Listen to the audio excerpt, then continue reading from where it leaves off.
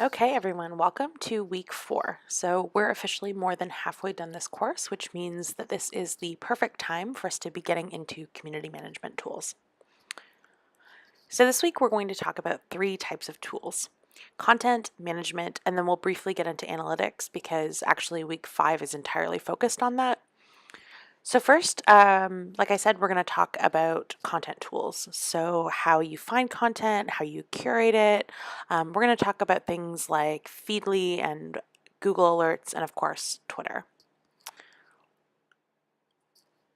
So first up is Feedly.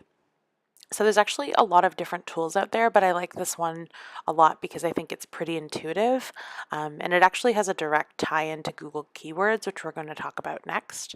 So as you can see here, you use Feedly to create a feed. So you're finding topics and businesses and people who are talking about the subjects that you're interested in. So I've entered the word product, and underneath it gives me a list of related terms that I might also be interested. And then beneath that, there are companies and individuals who talk a lot on the topic. So here we can see that Inside Intercom has 19,000 followers and that they post 5 times a week. So if we're looking for a person that has a big following and regular content, Feedly is going to tell us right up front. So the view that you're seeing at the top here, on the left-hand side, you can see the feed that I've created. So I followed a few places and I created a feed called Product Management. So for example, Mike Cohn, who's a big thought leader in tech, came up as one of the people. So I can follow him and then I could add him to my feed, or I could create a new feed about something entirely different. So what I like about this feature in Feedly is that it's actually very similar to Pinterest if you're familiar with that platform. So think about it in the same way as creating your different boards. And being able to create different feeds for different topics is really useful for 2 reasons. One, it helps you categorize your interests, which is perfect for that marketing halo that we talked about last week. So you could actually have a feed for each area of interests that's relevant to your business. And secondly, it can also help you find other accounts or content that you may not have found otherwise. So sometimes if you're always going through sort of the same sources and the same people, it can get a bit tiresome, and this can really help you with the discoverability of content. So underneath that screenshot is this neat feature that Feedly has, which is that it allows you to also search for Google keywords. So if you've never used this feature, or if you've never used like Google Alerts, we're actually going to get into the native platform for that in the next slide. But I think keyword search, and just keeping tabs on things that are the most important to your business is so, so key. Again, like, community management is in the vertical of marketing, so kind of everything in that space is related. So what people are searching for impacts what kind of things you're going to be posting. So having a handle on what's coming up when something related to your business is being searched, I think that's really helpful for yourself. Okay, so next we have Google Alerts, and if you've never used Google or have a Gmail account, you're going to actually need to get one. So even if it's not your primary account, you often need it and Facebook to sign up for different services. So if you're going to be a community manager, those are 2 things you must have. So also, if you haven't used Google Alerts, you absolutely should set them up. So what you're going to do is you'll go to google.ca/alerts, and you're going to see a screen like this. So I would say that it's good practice for all community managers to set up a handful of Google Alerts because these get delivered right to your inbox and they can be really, really helpful. So in the past, I've used them to monitor our company name, our competitors, my CEO, and pieces of legislation or government ministers that have been important to the industries that I've worked in. Also, when you're the press person, sometimes you want to put your name in case your name appears in like a news article or in a press release that's circulating.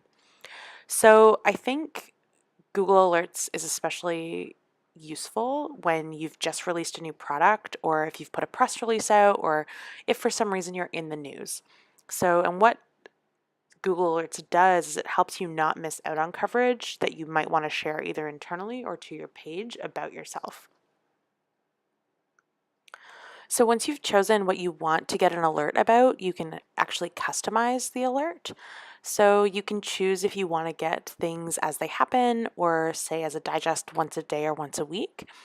And you can choose what sources you want. So if you want to see every possible source that Google's pulling, that's the default that automatically comes up. But let's say that you're only interested in coverage when a blogger writes about you or your product. So you can actually just select blogs to help filter your result. The other important one is choosing where the alerts are going to come from. So do you want them to come from all over the world or just Canada? For example, if I'm a company in Canada that sells makeup, I would want to know that there's a company in England with the same name in a different industry. And so I might want to filter that so that I'm only getting results from Canada to try and get the most relevant and useful alerts for myself and my company. So the other thing that Google Alerts is helpful for is if you're on a small team, as part of your job, you may also be the person kind of keeping a hand on breaking news, or like I said, if you've just released a product, you might be the person who's also trying to check for media coverage. So this is just a nice, easy way to get it all in your inbox. Easy peasy. So Twitter is actually a great platform for finding content all around.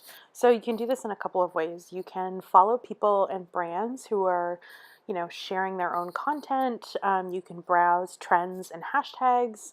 And now their new improved search functionality is actually so great that when you search a term, it's not just looking for usernames, which is what it used to do.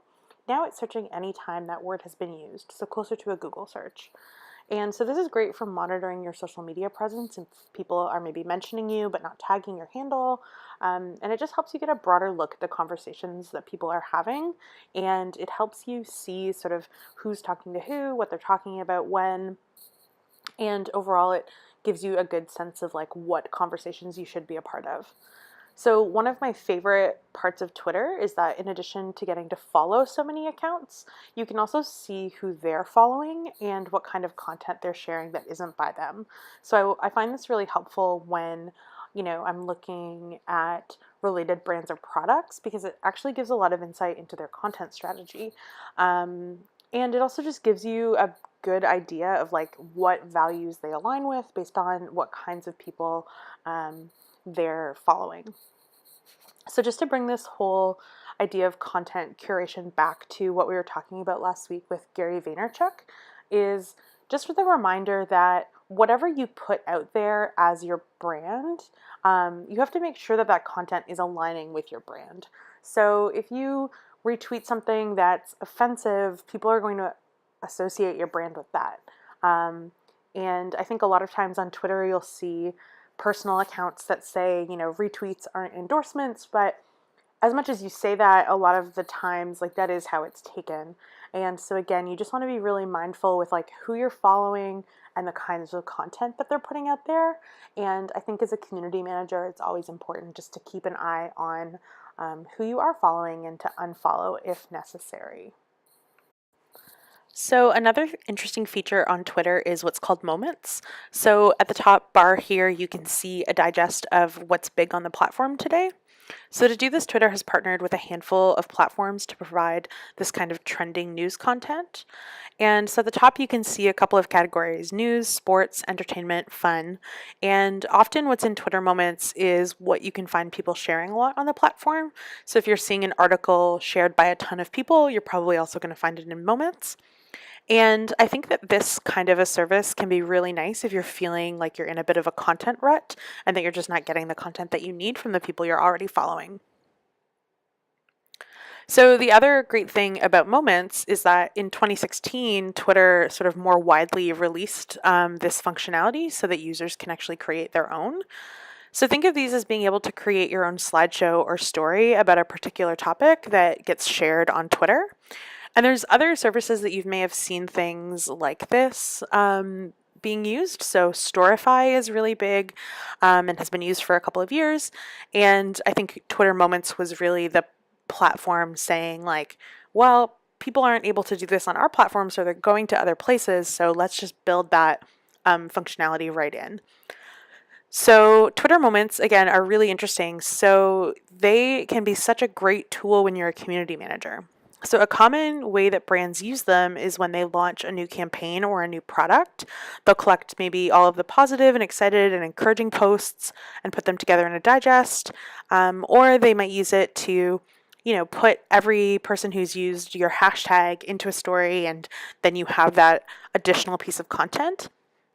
So the nice thing about a moment on Twitter is that it kind of lets people see what's happened after the fact. So it sort of lets you tell a story of what happened on Twitter in real time. And that can be really great if people have missed out on the conversation, or just in general, if you want to sort of throw back to that, if you're looking for content later on.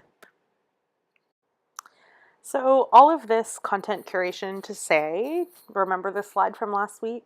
So, it's back, and this time we're going to apply it to content aggregation. So, similar to when you're putting together, your own content for your client, when you start to curate other people's content, you sort of have to see things through this lens as well. So, even if it's not something that you've written or you've produced, is the content that you're sharing with your audience relevant and is it valuable to them? So it works on both sides of the coin. So I just wanted to flag this again because, as you can see, it's kind of a regular player in what we're going to be talking about. So moving on to content marketing aggregation. So first we talked about how to curate your content. Now we're going to talk about how to aggregate it. So there's a big difference that I want to point out between aggregating content and automating content. So this is a common mistake that people tend to make when they are working in community management, or if they are just maybe running their own social media. I'm sure all of us have been to those accounts where you go and it's just links. And you click on the links and it's, like a news digest, but there's no content in the tweets. It's just a link. And it essentially makes the feed look like every tweet is the same thing. And so what these people are doing is they're using services to create like a news digest. And that's great. It seems like a slam dunk. It's an easy way to put everything in one place for your users, but it just doesn't work that way on social media. So one of the things we'll talk about later in this class is sort of this idea of how long you have viewers for on social media. And I think this type of automating content, just people tend to gloss over it. It's not engaging. They have to do a lot of the work to see if it's relevant and valuable. And, I can hear some of you thinking like, well, how is this any different than a newsletter? So generally the difference between sending out links and stories in a newsletter is that you've sort of put some thought into how you're going to lay that newsletter out. You've got some content behind it. You're talking a little bit about the stuff you're sharing. When you're just posting a link to things, you're really relying on the user to click through, to find the thing that you wanted them to read, and then to read it, and then maybe share it and say that they got it from you. So again, I just think it's not a great look. But I get why people do it. I don't want any of you to do it. So, of course, this is all to say that, you can aggregate content some places. And there's actually a lot of tools that you can use to aggregate content in good and interesting ways. So usually on a blog, you'll see things where pieces are tagged and you can search by a tag. So obviously Instagram has something similar to this, but a really big one is Pinterest. So if you're a brand who's doing a lot of like visual content and you're sharing a lot of those things, like that's a way to aggregate your content. Into a board that isn't just automatically sending it out in an automated tweet. So I just wanted to point that out. I think an important thing to keep in mind is you need to aggregate with a purpose. Okay, so one thing I want to briefly touch on is the idea of content creation. So, depending on what kind of organization or company you work at as a community manager, you are either going to have a full staff of graphic designers and video people sort of at your beck and call to help you create content. And if not, then you're probably going to be in a situation where, in addition to curating the content and aggregating the content, you're also going to have to create a lot of that content.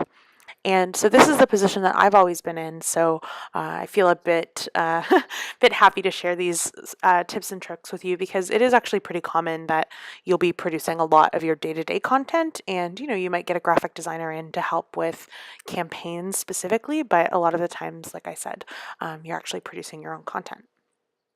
So what I wanted to do was go through a couple of tools that I've used in the past, as well as some common social media creation platforms and tools.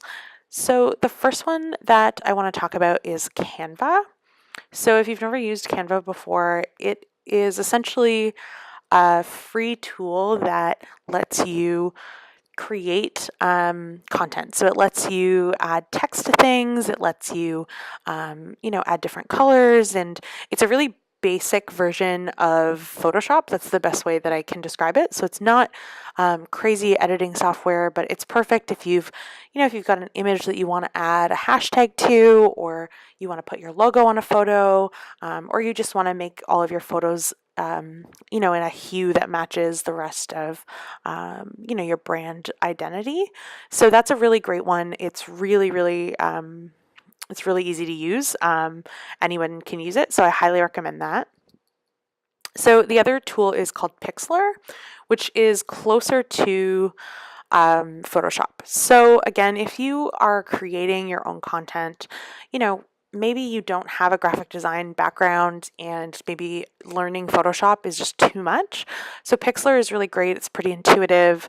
It's definitely more like a photo editing software. So, if you are working in a really image heavy organization and you need to do a lot of that stuff, it can be really, really great. And then I also wanted to talk about Instagram. So I feel like people often forget that while Instagram is a social media platform, it's largely also a content creator. So everyone knows that Instagram is for taking photos, but it's also great for stories and video. And I've seen a lot of brands use Instagram in really interesting ways for content creation. So I'm going to go back to my example from last week of Bon Appetit, where I think that their Instagram is amazing.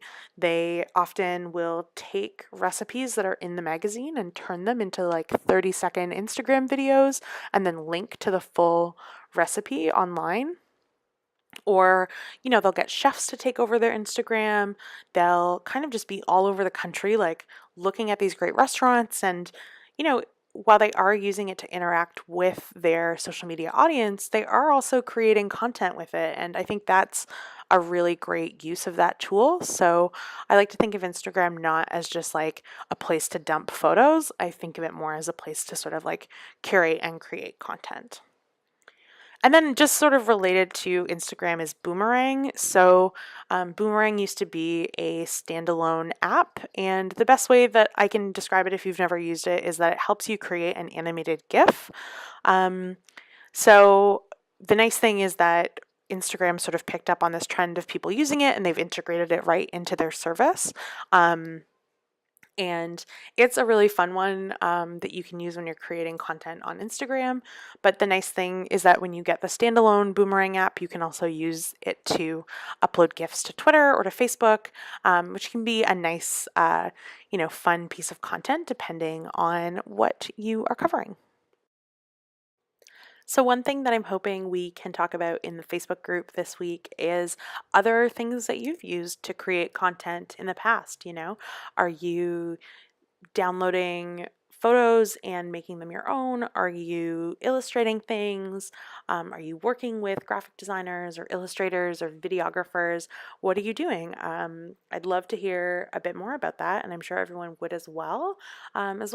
If you've got other content creation tools that you think would be useful to share, then please do.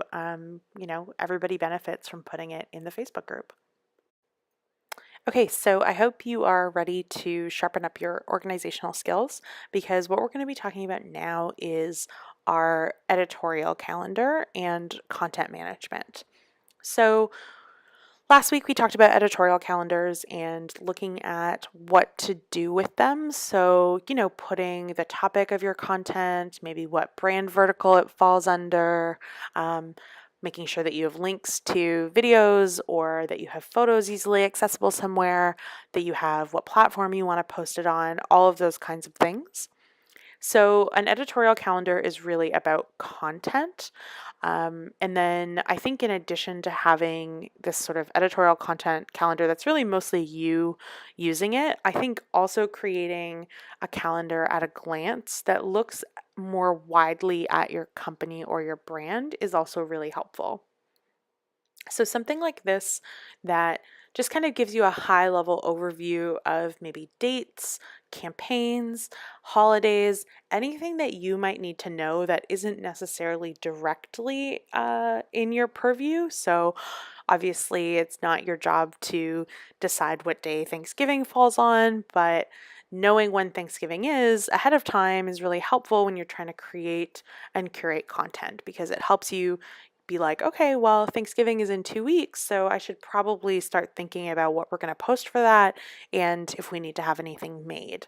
So, having two calendars, I think, is really helpful because you're able to switch between those two things and you're able to make decisions for things that you put in your editorial calendar based on, sort of what's happening in the company.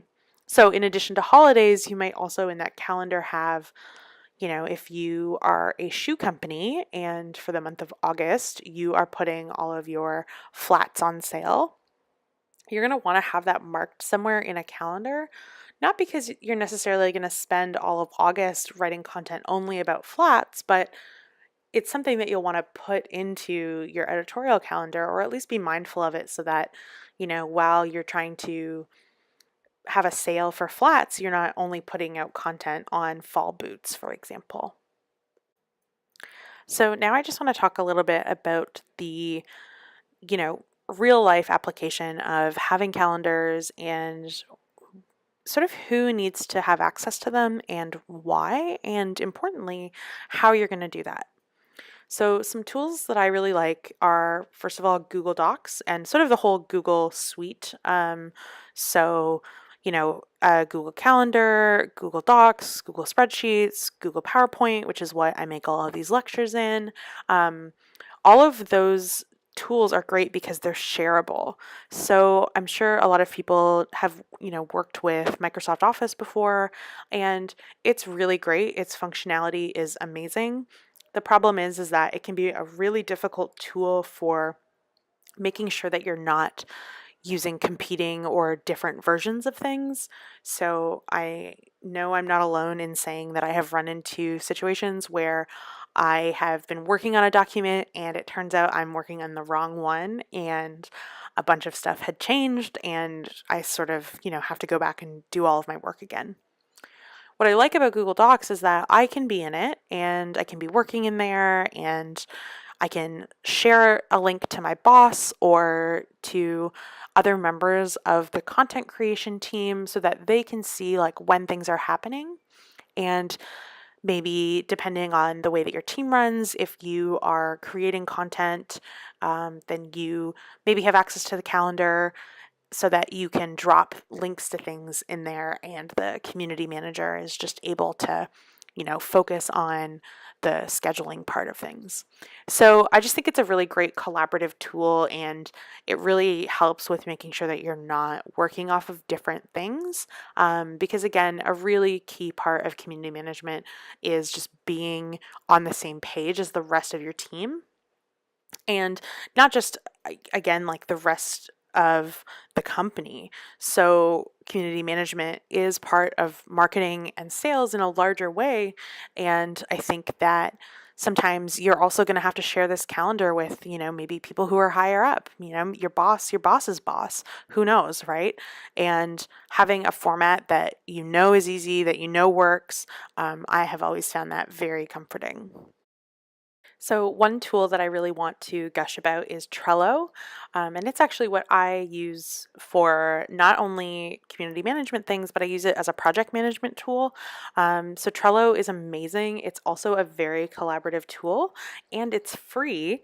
Again, I really like to focus on products that are free because I think it's really easy to find things that cost $1,000 a year or $200 a month, but you can do a lot with free tools provided you know that they're out there. So Trello is really great because you can create different boards, and on Trello you can say have a whole section that's like Monday social media, Tuesday social media, and then just in a row you have different cards for different posts. And within those cards you can upload a photo, you can attach a link, you can put content, you can put a reminder for who needs to get you things. So it's also really great, again, if you're working with a team. So if you're waiting for a writer to get you something or a photographer, you can actually tag them in a Trello card so that they know, like, hey, this is due Tuesday at noon. So the day before, they're going to get a reminder about that.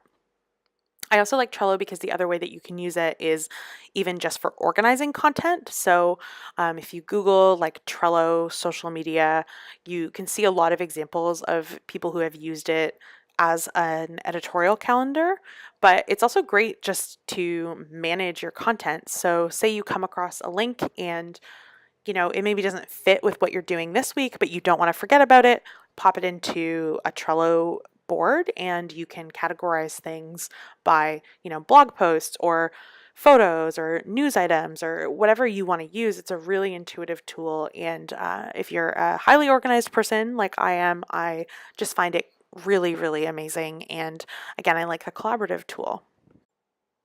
Okay, the next part of our content journey today is looking at content moderation. So I think that this is a thing that people often forget about with community management.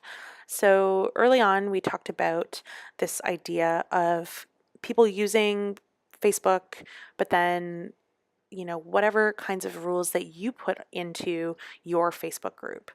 So, thinking of this idea of community guidelines and standards as something that it's really your responsibility to uphold as the community manager. So, it's really easy to think that you need to feed the trolls and that you need to respond to every comment and that, you can't just go, banning people from your community. But at the end of the day, what's important in your job is that if you said that you're going to create a space that, doesn't have violent or racist language, but somebody in that community is using either of those things, then it's your job to uphold that. And I think part of having these sort of guidelines for how to moderate discussion is really important. One, because it helps you, kind of take control of a situation, but I also like to think of it as like a risk mitigation plan. So, knowing how you're going to moderate both good and bad comments, how to foresee issues, how to, come up with what you say when someone asks about something. So you may have things in your company or your brand that you don't talk about. So, let's use an example of KFC. So if someone's tweeting at them asking for what their secret ingredients are, they're probably not going to disclose that on Twitter. But more importantly, if your company is at all involved in something controversial, you're going to want to have a plan on how you respond to questions. And this is really not necessarily strictly community management. It's more of like a larger media and public relations thing. But again, like everything in marketing is related. So how your PR person is responding to something is how you need to respond to it on Twitter. And a thing that I've always found really helpful when I'm doing moderation in the community is oftentimes when someone is posting looking for answers and they're being maybe belligerent or just not really respecting the rules, I often just give them an email address that they can contact, and then that way it's taking it, it's still online, but taking it out of that community. So, especially for things that are contentious or maybe difficult or that you don't want necessarily broadcasting on your Facebook page, that can be a really great tool. So, I think the other thing with having a mitigation and moderation plan is it helps you when you're dealing with your higher ups. And so, whether that's your boss or your boss's boss, or again, if it's the PR manager or the media relations person, it helps you have a plan for who needs to know what and when. So, what do you do if somebody is behaving poorly online and if you block that person and then they keep coming back, or, if someone's threatening or whatever? A lot of times we think of moderation as only looking at negative comments, but I think those are the ones that you want to be totally prepared for. The nice thing about moderation, too, is that the flip side of that is figuring out how to moderate good discussion and how to encourage people to continue talking about things if the conversation is good, or how to encourage people to participate online, or even just to give you kudos for like what you're doing as a brand or organization. So a thing that I've run into a lot is people who will tweet at a company that I'm working for saying like, hey, I called customer service and I had a great experience, thanks so much. Those are the kinds of things that, as part of community moderating, is you want to share those. So you want to share it back to the team that person might be working on. And then you also maybe want to share it more widely to your Twitter audience to just say like, hey, look, we provide great customer service and this is how our community is responding back to us. So the last part of this lecture, we're actually not going to spend a ton of time on. So this is looking at content analysis. And as I've sort of been saying throughout the course, you're always going to be asked about how social media is performing.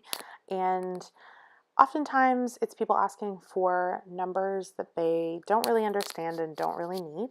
And so when we look at the tools that we can use, which we're going to spend all of, the majority of next week on,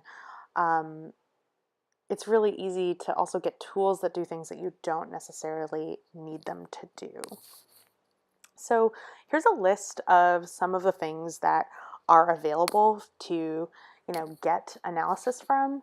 And I think that a lot of them are really great and a lot of them are just crazy expensive, and there's sort of a wide range of them. So the first one I want to talk about is Google Analytics, and I love Google Analytics because I'm a nerd and I just think it tells you so much. And especially when you're doing content marketing, it's really important to see like how things are coming back to your website. So Google Analytics is great. Everyone should have it set up on their website. And if you use things like email newsletters, definitely that.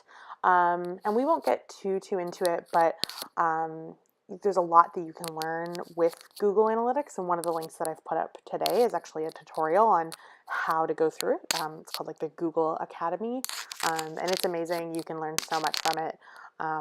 You can learn things like what pages of your website are people going onto, how long are they spending on it, where are they predominantly from, and all of these things just help you better understand your audience, better understand your user personas.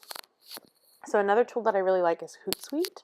And so Hootsuite is a tool that you can use to not only look at how your content is performing, but you can actually also use it to schedule content. So I've predominantly used it to schedule tweets in the past, but you can use it for other platforms as well. It's really intuitive, and similar to Buffer, they have an amazing resource section on their website. Like, I refer to Hootsuite all the time in my professional life. So I highly recommend just taking a look through their blog. And even after this course, you can always go back there to get really great and interesting content about things. So some other tools that are really cool are Buffer and Sprout Social. So yes, Buffer is not just a blog that I refer to all the time. It's actually also a content management platform.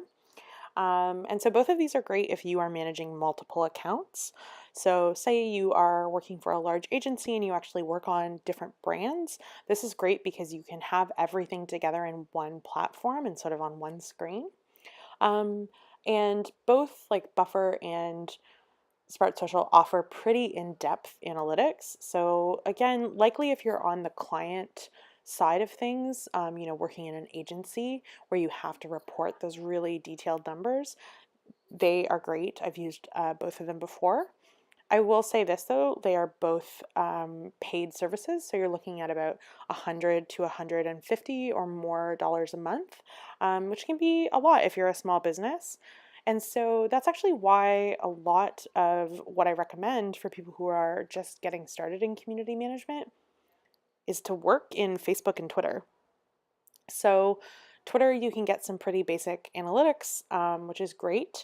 And Facebook actually has an amazing platform that we're going to go into more in depth next week. But that you can get so much from Facebook, and you can get it over different periods of time. You can get a really good sense of who your audience is, what their engagement is like, what posts they like the most. It's amazing, and it's free. So I think like that's really great.